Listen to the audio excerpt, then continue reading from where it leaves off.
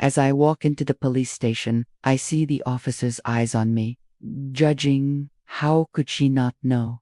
Didn't she see the signs? That's the question on everyone's mind after the news broke last week that Larry, my boyfriend, was revealed to be a serial killer. At least 15 deaths have been linked to him, with more possibly to be uncovered. Men and women among his victims, spanning at least 3 different states. The officer leads me to the interview room and gestures for me to sit.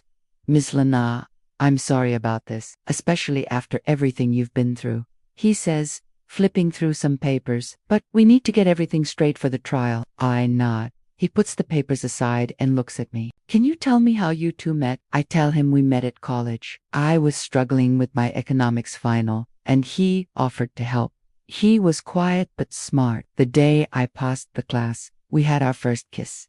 The officer writes it down, slowly. Why did you move to this city? After that day, Larry and I were completely in love, and he would do anything for me. But he had an ex who was obsessed, following him everywhere. We moved here for a fresh new start after graduating. The officer writes it down, and his expression tightened. Does he blame me too? And what did you two do for a living? Larry became an accountant at this insurance company, and I got a sales job there through him. Ironically, he got fired while I was promoted. I believe that's when his darkness grew. When I finish the story, the officer drops his pencil.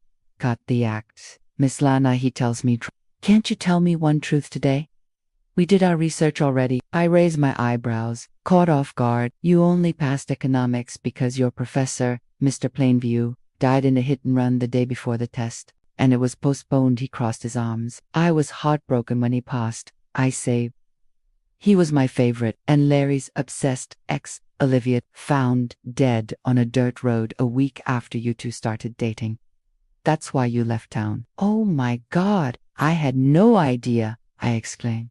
He doesn't buy it. Your rival for that big promotion, one of Larry's last victims, his body was found dismembered in a lake.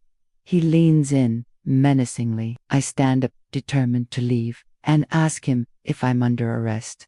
He shakes his head. So, I can leave, right? I won't just listen to this nonsense. As I push the door open, I hear him saying that Larry will eventually open his mouth about my involvement in all this, but the officer is very mistaken. He would take his own life before putting me in risk. Larry would do anything for me.